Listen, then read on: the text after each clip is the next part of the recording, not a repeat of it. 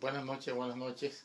Vamos a iniciar esta noche con el estudio bíblico de cada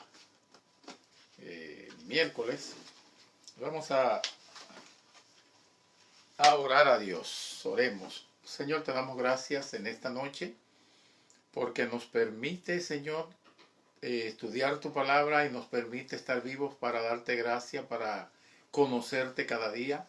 Permite que los hermanos que van a estar conectados por cualquiera de las vías de las redes sociales puedan aprender junto conmigo, enseñados por el Santo Espíritu de tu palabra. Bendícenos, Señor, en todo. Dirígenos, aclara nuestras mentes. Danos luz en tu palabra y que seamos edificados. Gracias, Señor, en el nombre de Jesús. Amén. Muy bien, vamos entonces a estar viendo, siguiendo sobre el tema del arrepentimiento. El tema del arrepentimiento es un tema maravilloso que creemos que debemos seguir hablando de él. Habíamos hablado algunas razones de por qué uno debe arrepentirse. O sea, algunas razones de por qué yo debo arrepentirme. Y dimos algunas razones al principio de por qué debo arrepentirme. Y es que el Señor es mi dueño, Él es mi creador, Él es soberano. Yo fui rescatado de nuevo por Él, entre otras cosas. Pero también seguimos hablando del arrepentimiento esta noche, y un punto que hablamos o queremos hablar del arrepentimiento es sobre las diferencias que hay. Sí hay un arrepentimiento y hay diferencias. Si no hubiera un arrepentimiento, entonces no hubiera ninguna diferencia entre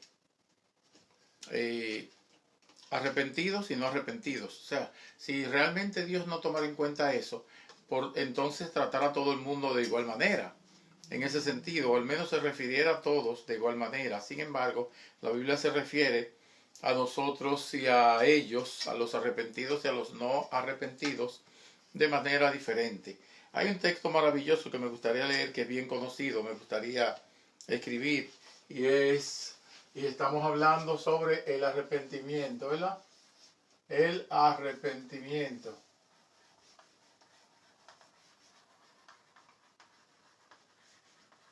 Sobre el arrepentimiento estamos hablando, ¿verdad? Entonces, hay un texto que es Segunda de Corintios 5:17. Segunda de Corintios 5:17.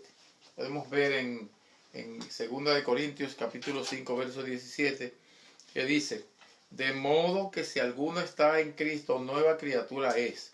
Las cosas viejas pasaron, he aquí, todas son hechas nuevas. De modo que si alguno está en Cristo, nueva criatura es. Las cosas viejas pasaron, he aquí, todas son hechas nuevas. Entonces, se puede decir que hay nuevas criaturas, ¿verdad?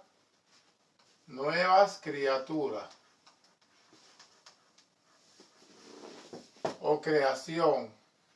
Nueva creación en nosotros, ¿verdad? Hemos sido creados de nuevo. Entonces, si hay nuevas, obviamente que el contraste es que hay viejas, las que se quedaron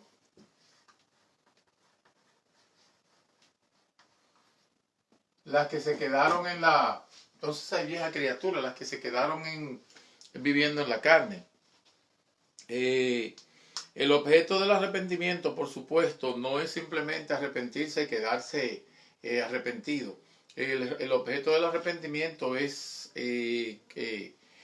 no arrepentirse por arrepentirse, como decía, sino reencontrarse.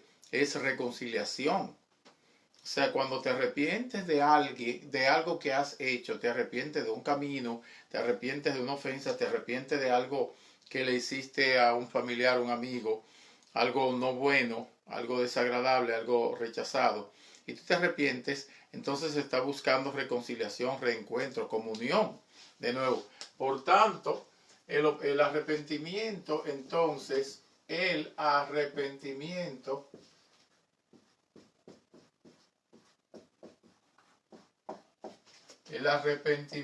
como tal, debe llevar a comunión, debe llevar a comunión, debe llevar a reencuentro,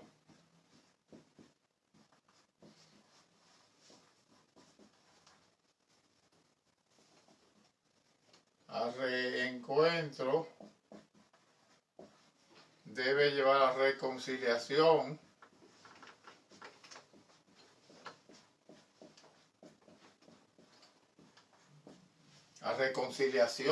debe llevar, ¿verdad? Entonces, el arrepentimiento como tal debe llevar a comunión, a reencuentro, a reconciliación. Eso significa que el que se arrepiente, entonces, tiene, por supuesto, en cuanto a Dios, tiene que haber una conversión. Ahí sucede, tiene que llegar a la conversión, ¿verdad? El que se arrepiente debe llegar a la conversión, porque si se arrepiente es con el objeto de comunión, reencuentro, reconciliación, o sea, volverse a Dios, Entonces debe haber una conversión. No solamente te arrepientes y te quedas en el lugar donde te arrepentiste. Bueno, yo me arrepiento de mis pecados, como algunas personas que dicen, sí, yo sé que yo soy pecador, yo admito que yo soy pecador, yo entiendo que yo soy pecador, yo acepto que soy pecador. Y yo dejé la vida que llevaba. Sí, dejaste la vida que llevaba, pero te uniste a Dios. Te uniste a Jesucristo, te uniste al Espíritu Santo, o sea, te uniste a la vida nueva. Porque una persona puede hacer una reforma en su vida y no ser convertido. Entonces vemos muchas personas que se reforman, que hacen pequeñas reformas. Por ejemplo, van a la iglesia. Entonces, yendo a la iglesia, ellos ya se sienten religiosos, se sienten parte del grupo. Y dicen, no, porque yo voy a tal iglesia, pero no te pueden decir que se han convertido a Cristo. No te pueden decir, yo soy una seguidora de Cristo, yo soy cristiana. Yo soy nacido de nuevo. Yo soy regenerado. Yo he sido regenerado por el Espíritu Santo. Yo me convertí a Cristo. Pocos hablan así. Pero la mayoría dice, yo soy de tal iglesia, o yo voy a tal iglesia, yo soy de la iglesia tal. Refiérete a lo que pasó en ti. Entonces ahí vemos como muchas personas dicen que son cristianas, por ejemplo, según 2 Corintios 5:17, pero se quedan siendo viejas criaturas. Entonces significa que no ha habido un arrepentimiento verdadero. Por tanto, si no hay un arrepentimiento verdadero, no puede haber una conversión. Si no hay arrepentimiento verdadero, porque obviamente, como decíamos la semana pasada, la palabra dice, arrepentíos y convertíos para que sean borrados vuestros pecados. Ya lo leímos la semana pasada y la antepasada. Arrepentíos y convertíos para que sean borrados vuestros pecados. Entonces, es simplemente la gente tiene que arrepentirse y tiene que convertirse. No puede arrepentirse y quedarse, en el lugar donde está sin convertirse, porque entonces no ha llegado a Dios. Según Hechos capítulo 3 versos 19 y 20. El libro de los Hechos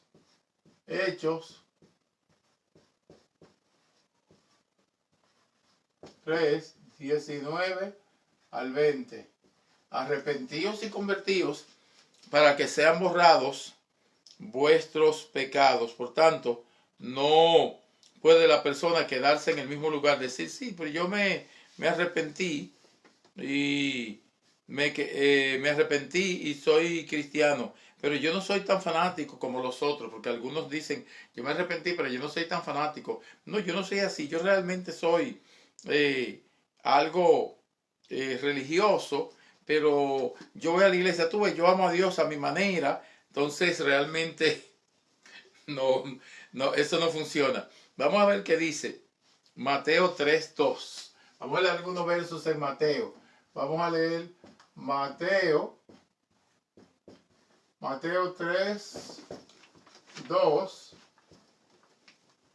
3:2, y también vamos a leer 4:17. Mateo 4:17. Vemos que nos dice el Evangelio según San Mateo, el capítulo 3 y el verso 2 del Evangelio según San Mateo. Nos dice como sigue. Dice así: y diciendo, comenzamos desde el 1 por asunto de contexto. Dice: en aquellos días vino Juan el Bautista predicando en el desierto de Judea. Y dice, y diciendo: arrepentíos, porque el reino de los cielos se ha acercado.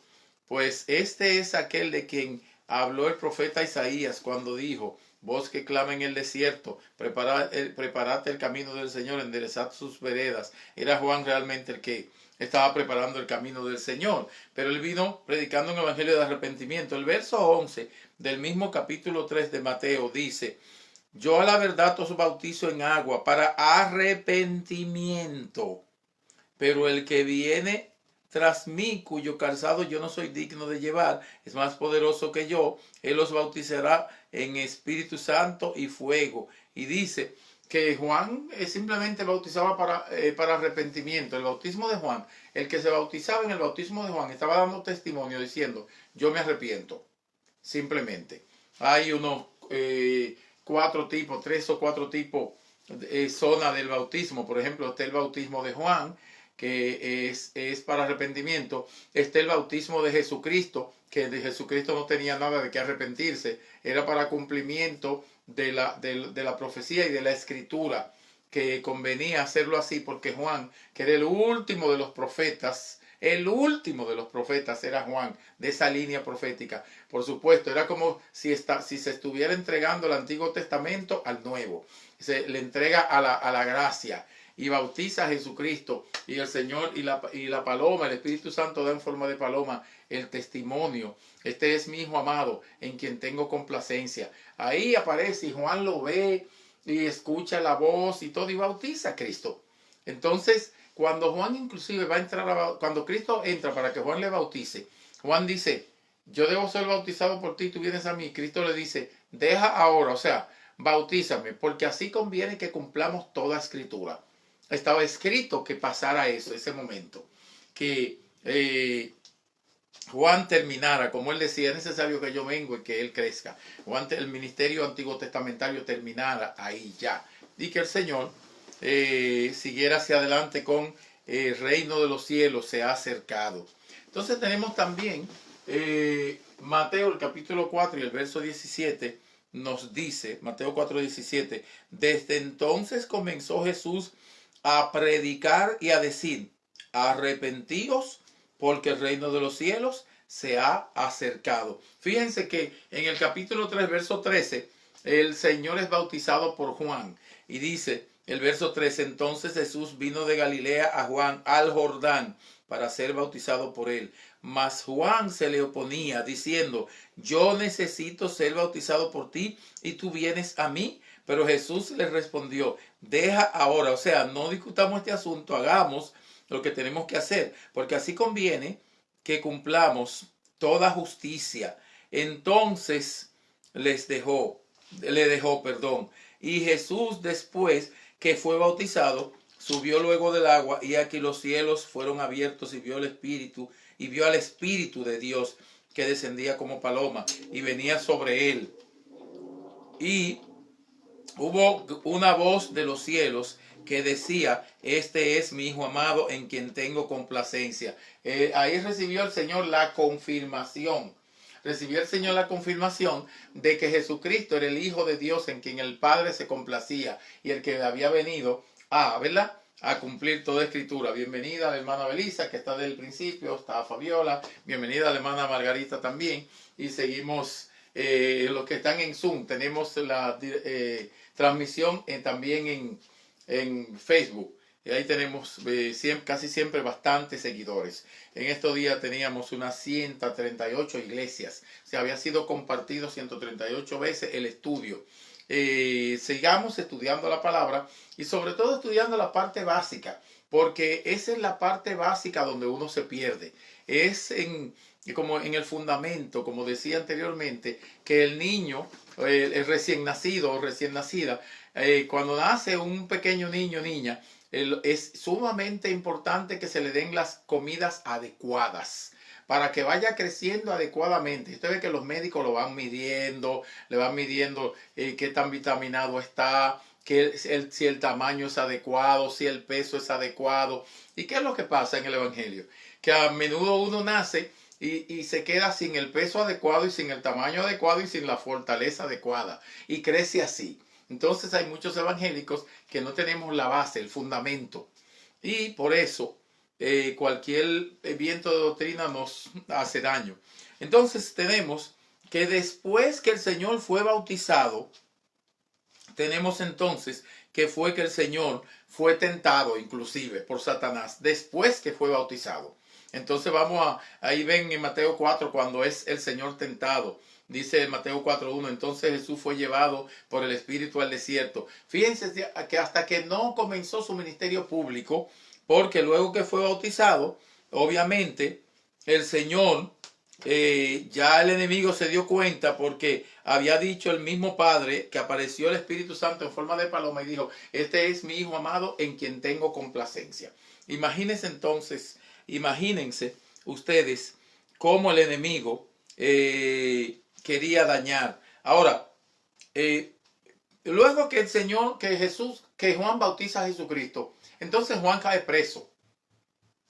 Y dice el verso 12, cuando Jesús oyó que Juan estaba preso, volvió a Galilea y dejando Nazaret, vino y habitó en Capernaum, ciudad marítima, en la región de Zabulón y de Neftalí, para que se cumpliese lo dicho por el profeta Isaías cuando dijo, tierra de Zabulón, tierra de Neftalí, camino del mar al otro lado del Jordán, Galilea de los gentiles, el pueblo asentado en tinieblas vio gran luz, y a los asentados en región de sombra de muerte, luz les resplandeció. Eso está en Isaías el capítulo verso 9, 1 al 12, y está en Mateo el capítulo 4, los versos 12 al 16. Entonces, pero está citando Isaías 9, 12.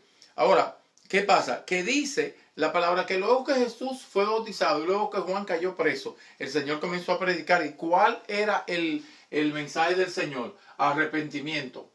Era arrepentimiento, arrepiéntanse, arrepiéntanse, arrepiéntanse, arrepiéntanse. Por tanto, si una persona se ha acercado a Dios, pero no está tomando, no ha tenido una experiencia de un arrepentimiento, tiene que ver eso. Tiene que haber una experiencia de un arrepentimiento, porque si se acercó poco a poco a la iglesia y se acercó a la iglesia, da su diezmo, y no ha hecho un arrepentimiento, un encuentro con el Señor. Alguien podría decir entonces, pero ¿y cómo yo puedo hacer ese encuentro con el Señor?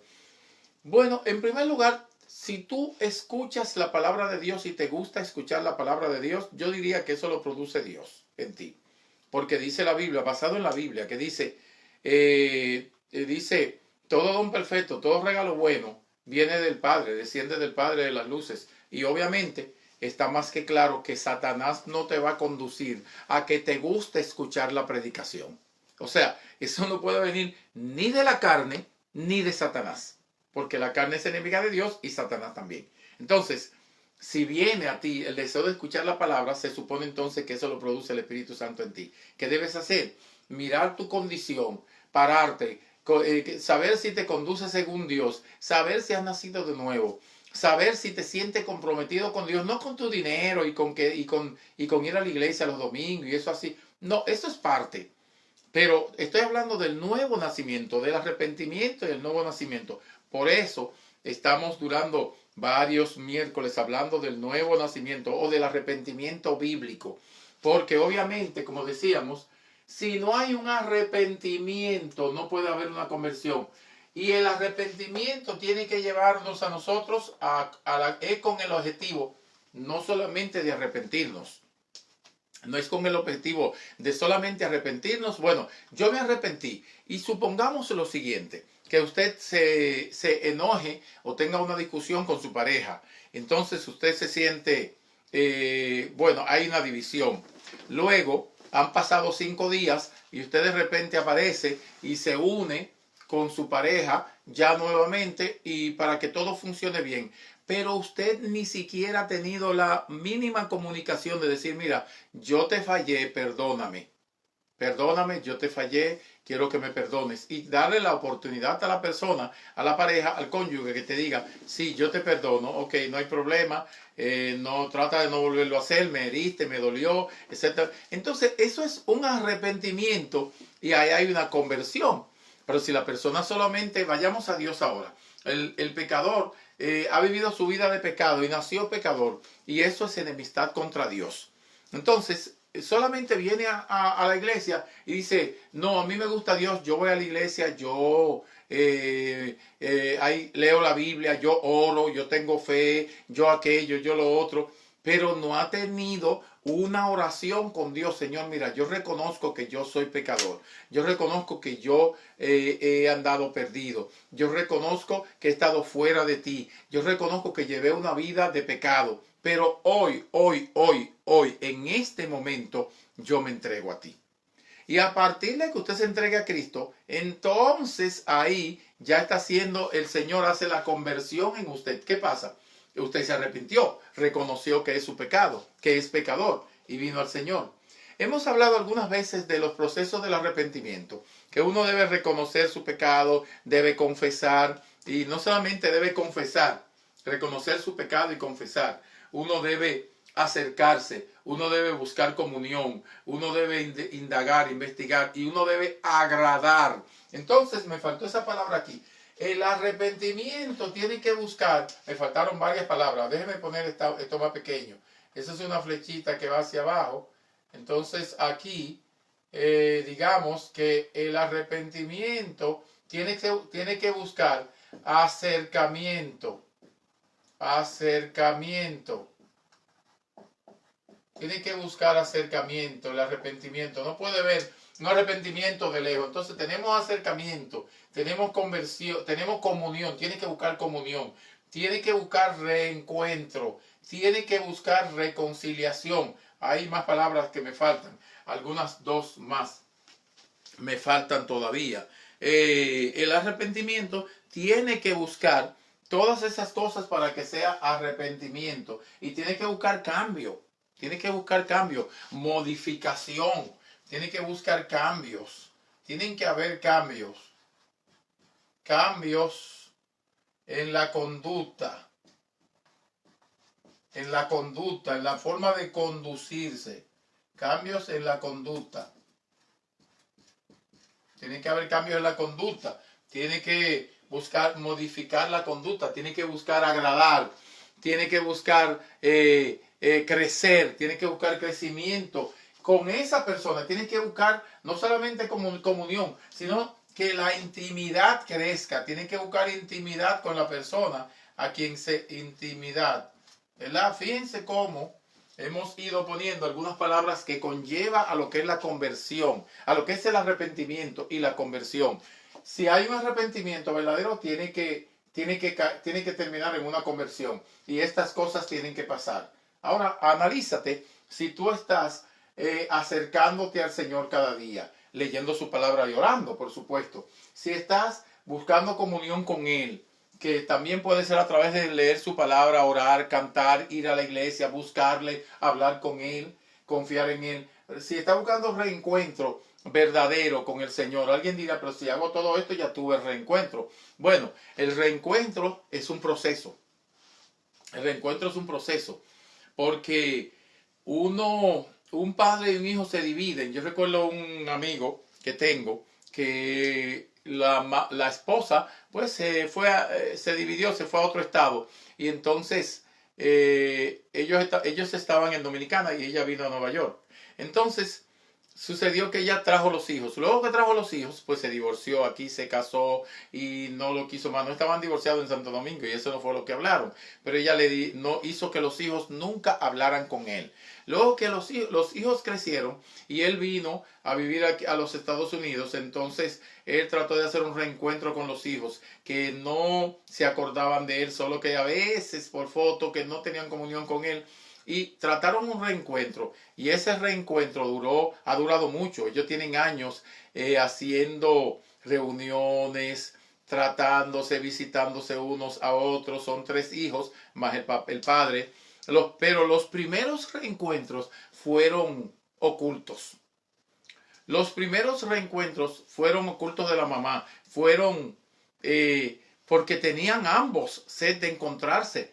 Entonces, si hay un arrepentimiento del pasado, y mira, yo lamento que fue mami que nos hizo que no habláramos, no quiso esto, yo también lamento que no luché un poco más, y vamos a reencontrarnos, y ya tienen una comunión que ha crecido.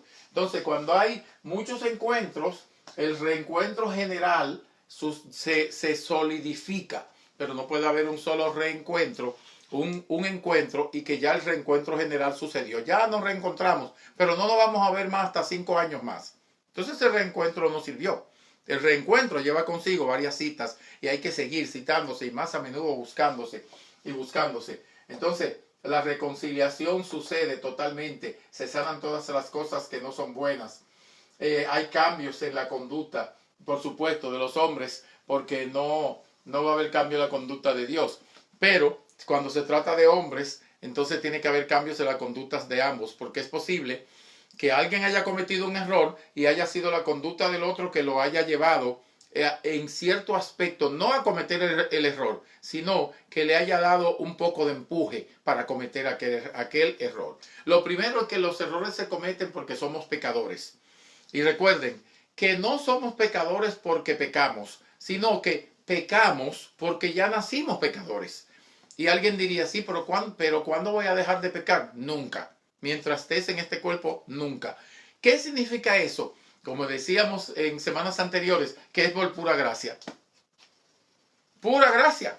Pure grace, como me dijo el señor del accidente. ¿Cómo manejaste eso? Le pregunté al señor. Me dice, pura gracia.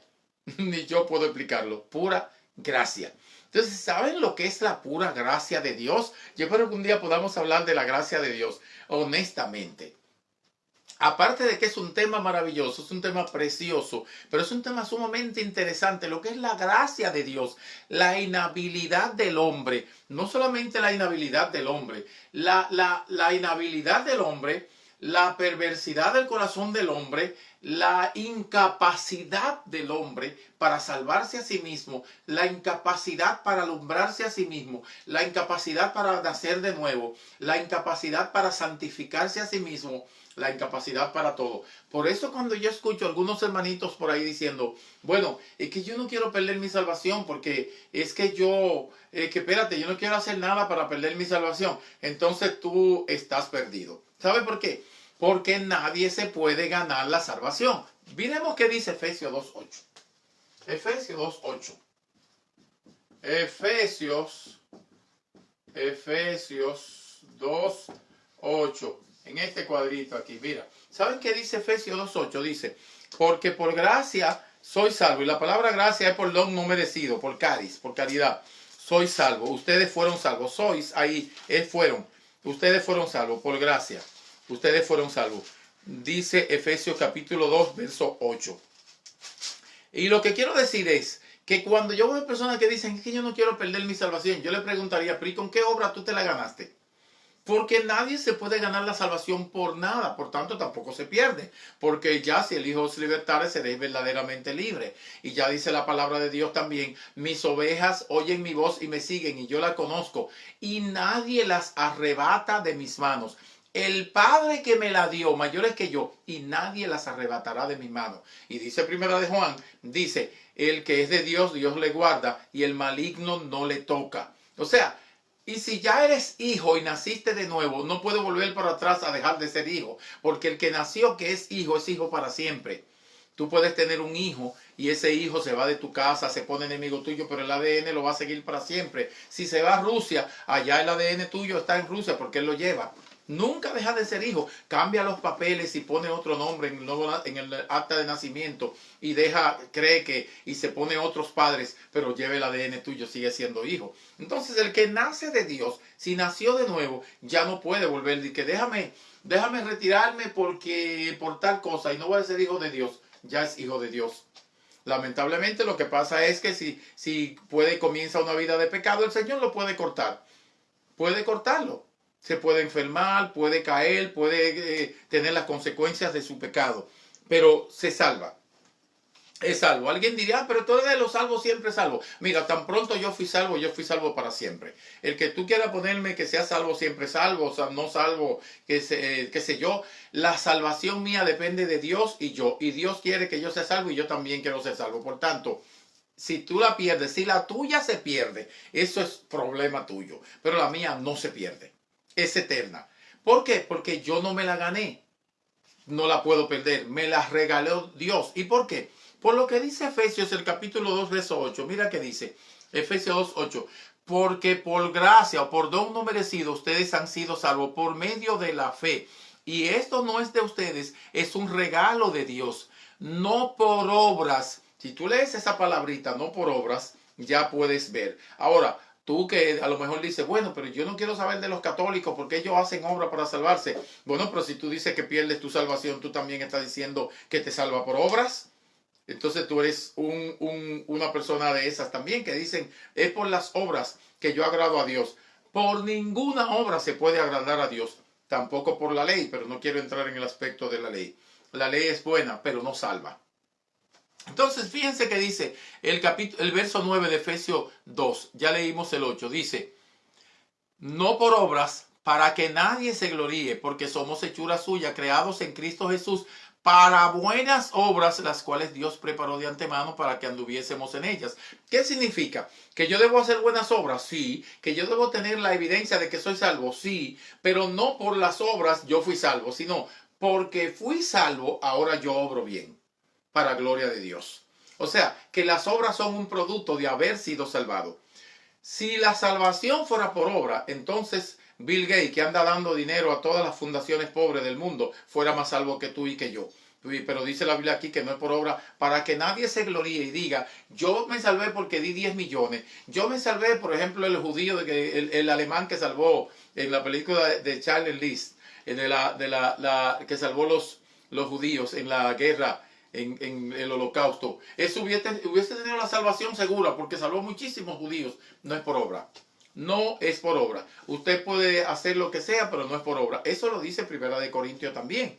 Y si diese mi cuerpo para ser quemado y mis bienes para dar de comer a los pobres, de nada me sirve. Si no tengo amor, de nada me sirve. Pero ¿cuál amor? Fíjense, vamos a leer Romanos 5:5 para que ustedes vean cuál amor. Y quisiera anotárselo aquí, luego voy a tener que borrar un poco, porque ya no tengo dónde. Romanos 5:5. Vamos a leer Romanos 5:5. Porque es que hay mucha gente perdida, hablando cosas bonitas y hablando filosofía, pero separada de las Sagradas Escrituras. Y las Sagradas Escrituras es sencilla, pero no le quita la gloria al dueño de la gloria. Y por lo que mucha gente quiere hablar filosofía y no ir a las Sagradas Escrituras es porque quiere dividir la gloria, coger gloria para sí. Cuando la Biblia enseña que toda gloria es de Dios, el hombre nada tiene. Y yo voy a leer, después de leer Romanos 5:5, voy a leer 1 de Corintios para que uno de mis pasajes favoritos, capítulo 1 y unos cuantos versos ahí. Pero miren que dice Romanos 5:5, dice, comienzo desde el 1 y dice, justificados pues por la fe, no por obras. Ahí lo dice, no por obras. Ahora, yo quisiera darle un consejo también. Usted tiene problema de saber si es salvo por obra o por fe. Léase Gálatas, el libro completito. Siéntese una mañana y así, deje las redes sociales. Como usted se pone a ver muchísima basura de redes sociales, deje las redes sociales de las cosas que usted ve y que pierde tiempo mirando fotos y cosas así. Por ejemplo, mañana y pasado amanecen las redes sociales llenas de fotos de comida, de todo el que come en acción de gracia. Comienzan a desahogarse porque hay muchísima gente convulsiva y con ¿cómo le dice a la gente que le da esta enfermedad que es cerebral, que le falta oxígeno en el cerebro? Hay muchísima gente epiléptica emocionalmente que tiene que sacarlo todo y ponerlo todo en las redes sociales. Y ustedes verán cómo amanece después de Son de Gracia en las redes sociales, llena de platos de comida y de fotos de esto y fotos de aquello y fotos de lo otro, de cosas sin importancia. Pero la gente se está desahogando como si no, como si quiere salir, que lo vean, qué hizo. Se ponen una ropa y tienen que ponerle en redes sociales. Y hacen una comida y tienen que ponerla. Usted verá como, entonces deje de ver esas fotos que le van a tomar mucho tiempo y siéntese y lea Gálatas entero. Y después cuando lo termine, vuelva y léalo. Y vuelva y léalo. Y mire qué dice. Leemos Romanos 1. Romanos 5, del capítulo 1, verso 1 al 5, dice, Romanos 5, 1 al 5, justificados pues por la fe, ¿qué tenemos? Paz para con Dios. Fíjense, ahí no hay obras. Pero no solamente eso, el ladrón de la cruz, ¿cómo se hubiese salvado si no hizo ninguna obra? Solamente puso su fe en Dios. Señor, acuérdate de mí cuando esté en tu reino. Desde hoy estará conmigo en el paraíso, ya te salvaste. Entonces, si fuera por obras, y era un ladrón, pues si fuera por obra, de hecho, él tenía que ir al infierno porque era un ladrón, pero puso su fe en Jesucristo. ¿Pero qué obra hizo? Ninguna. Ninguna, absolutamente ninguna. Fíjense aquí, tenemos paz para con Dios, ¿verdad? Justificados pues por la fe, tenemos paz para con Dios por medio de nuestro Señor Jesucristo, por quien también tenemos entrada. ¿Por qué? Por la fe. Otra vez dice la fe, a esta gracia en la cual estamos firmes. Y nos gloriamos en la esperanza de la gloria de Dios. Y la entrada es a la gracia. ¿Sabe qué es a la gracia? A recibirlo todo por nada. Alguien diría, sin hacer nada. Sí, la salvación se recibe sin hacer nada. Lo que pasa es que después que tú eres salvo, entonces comienzas a hacer cosas para la gloria de Dios. Y sigue diciendo el verso 3. Y no solo sino que también nos gloriamos en las tribulaciones, sabiendo que la tribulación produce paciencia, y la paciencia prueba, y la prueba esperanza.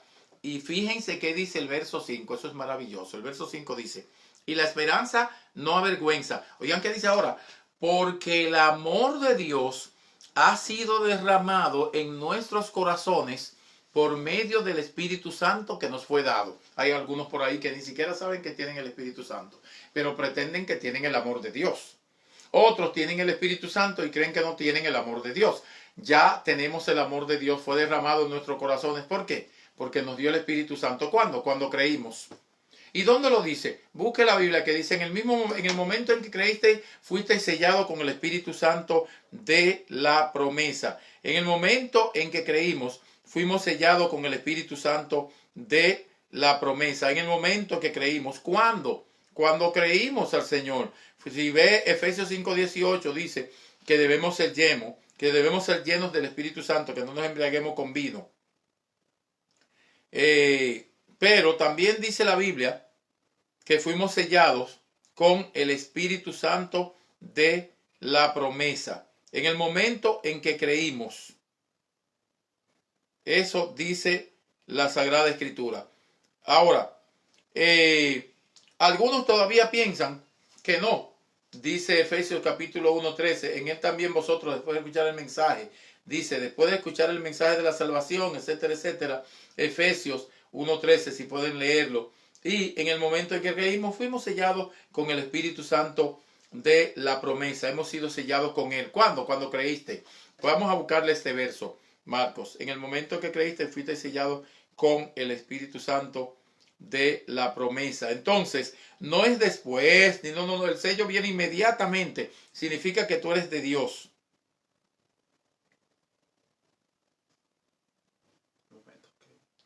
En el momento en que creíste, fuiste sellado con el Espíritu Santo de la promesa.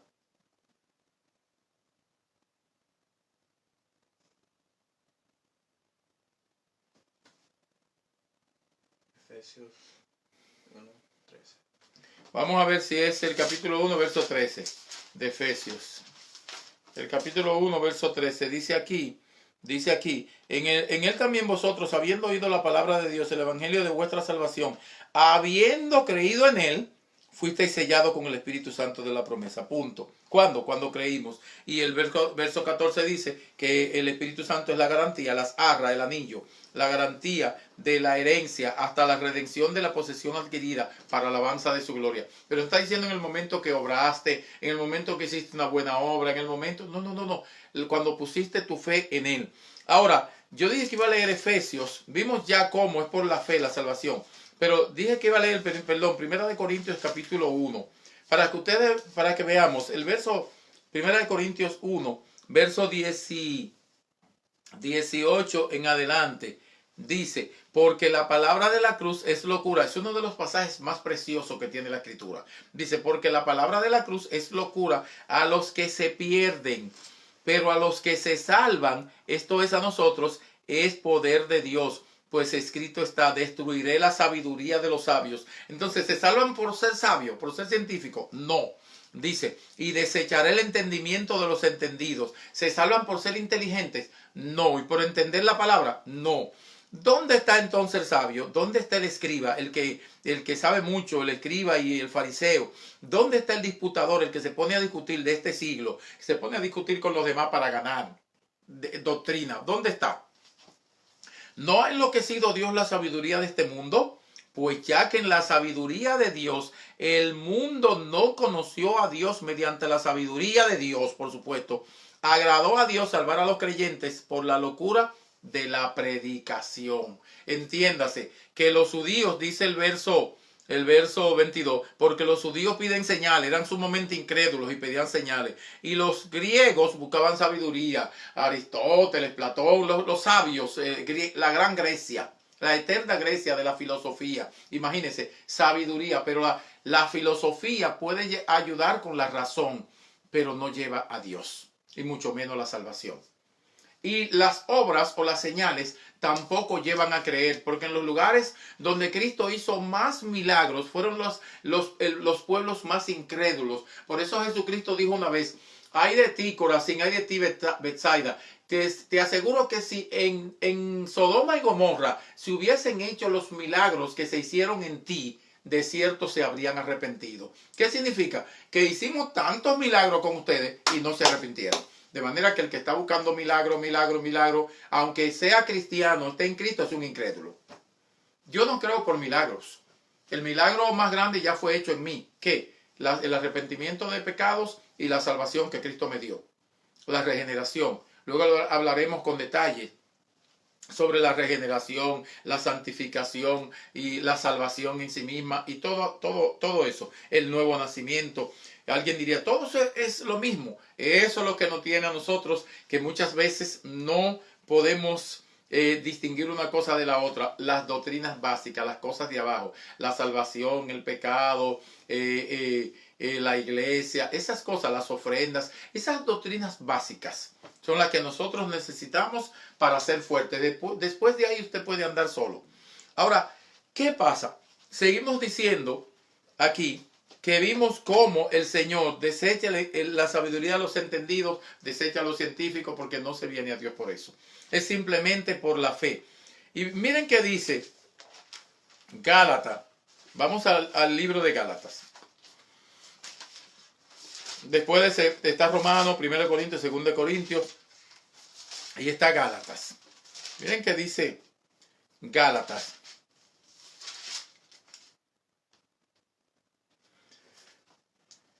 Dice Gálatas 5:1. Estad pues firmes en la libertad con que Cristo nos hizo libre, y no estéis otra vez sujetos al yugo de esclavitud. Y ahí está hablando claramente de la ley y la gracia. Y mire que dice el verso 4 de Gálatas 5. Pero yo quiero leer el verso 2 y 3. He aquí yo, Pablo, os digo que si os circuncidáis, o sea, se hacen cosas de la ley, de nada os aprovechará Cristo. Y otra vez testifico a todo hombre que se circuncida, que está obligado a guardar la ley. Pero miren qué pasa. Pero el que guarda la ley, de Cristo os desligasteis. Los que por la ley se justifican, de la gracia han caído. Mire, más claro de ahí no canta un gallo, como dicen en lenguaje típico. Los que se justifican por la ley han caído ¿de qué? De la gracia. Y la salvación no es por la ley, es por la gracia. Y la ley es de Moisés, vino por Moisés 430 años antes de la promesa. Y la gracia vino por Cristo. ¿Lo quieren leer? Eso es sencillo. Miren, vamos a Juan 1, 17. Miren, más claro que ese verso no hay. Juan 1:17. Miren qué nos dice el Evangelio según San Juan. El capítulo 1 de San Juan. El verso 17. Miren, para aquellos que dicen, no, pero yo tengo que todavía permanecer. En estos días, una señora me dijo, ¿y tú no guardas el sábado? ¿Y tú no guardas esto? Y yo, señora, yo no guardo nada. Ya Cristo venció en la cruz por mí. Yo no guardo nada y guardo todo. ¿Por qué? No guardo ningún día específico, ni domingo, ni sábado, ningún día. Y trato de santificarme los 7 días de la semana. Ya Cristo hizo la obra en la cruz por mí, de modo que yo no pude por la ley ser salvado. Porque la ley no salva. Simplemente la ley te dice que eres pecador, pero no te salva. Quien te salva es el juez, quien te salva es el abogado, quien te salva es la multa. ¿Y qué sucede? Que el abogado es Cristo, el juez es Cristo y la multa fue pagada ya en la cruz del Calvario. Entonces ya, miren que dice Juan 1:17. Dice, San Juan 1:17. Estoy en Lucas, perdón. Dice San Juan 1:17.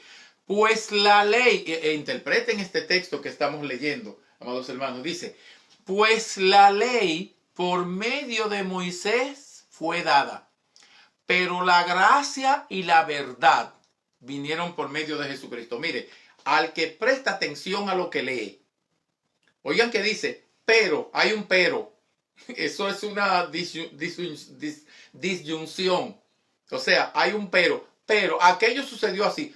Pero lo correcto sucedió de esta manera. Oigan, ¿y sabe por qué yo digo lo correcto? Porque dice la gracia y la verdad. Entonces significa que por Moisés ni vino la gracia ni vino la verdad. No está diciendo que la ley de Moisés era mentira. No. La ley de Moisés era verdad y es correcta y la ley es buena. Pero la ley te lleva al conocimiento de pecado, pero no te enseña la salvación. Ahora, a través de Cristo vino la gracia y vino ¿quién? La verdad. Porque ¿quién es la verdad? Cristo mismo.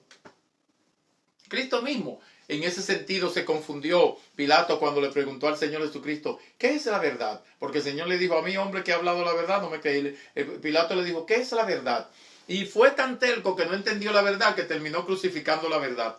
¿Quién es la verdad? Cristo. Juan 14:6. Yo soy el camino y la verdad y la vida. Nadie viene al Padre si no es por mí. Punto. Qué maravilloso es ver el arrepentimiento de esta manera.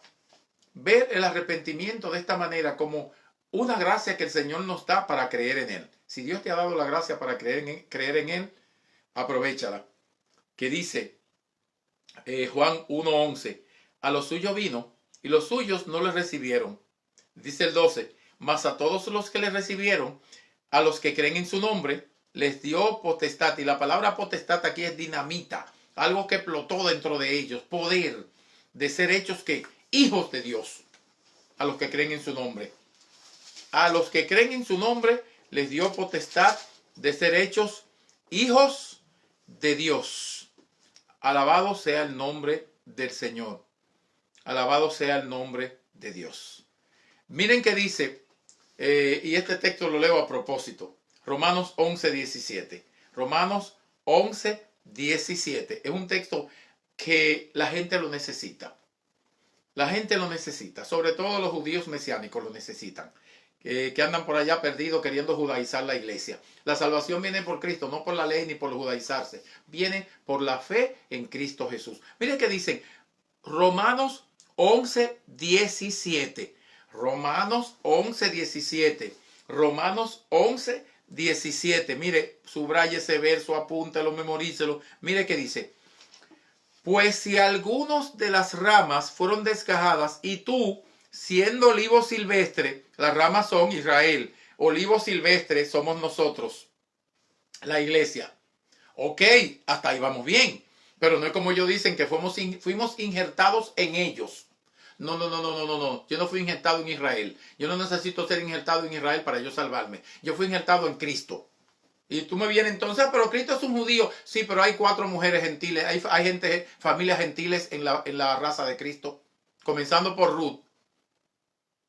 Comenzando por Ruth, que vino con Naomi de Moab, que era gentil y ella fue que dio a luz un hijo, el abuelo de David, a quien se le prometió a Jesucristo. Y entonces, ahí vamos. Pero fíjate, vamos a leer bien para concluir con esto. Porque no es ni por la ley, ni por judaizarse, ni por religión, ni por catolicismo, ni por sábado, ni por domingo. No, no, no, no, no. Es por la fe en Cristo Jesús. El problema es que mucha gente está haciendo que otros no vengan al Señor, haciendo la salvación más imposible de la cuenta. Y el arrepentimiento bíblico es en Cristo. Arrepiéntete y ven a Cristo. Leo este verso a propósito. Dice: pues si algunas de las ramas fueron desgajadas de Israel, y tú, siendo olivo silvestre, aceptamos, la iglesia, has sido injertado en lugar de ellas. Pero lo que ellos quieren enseñar es que nosotros fuimos injertados en Israel. No, no, no, no, no, no, no. Algunas de las ramas, oigan, pues si algunas de las ramas fueron desgajadas, eso es que Israel también es rama. La raíz es Cristo y lo dice en Juan. Yo soy la vid, o sea, yo soy la raíz y ustedes los pámpanos, ustedes la raíz. Separado de mí nada pueden hacer. La raíz no es Israel, la raíz es Cristo Jesús. Y aquí dice que Israel, algunas de las ramas, que está ahí, se interpreta Israel, fueron desgajadas, y tú, siendo olivo silvestre, los gentiles, han sido injertados en lugar de ellas, no en ellas, como ellos dicen.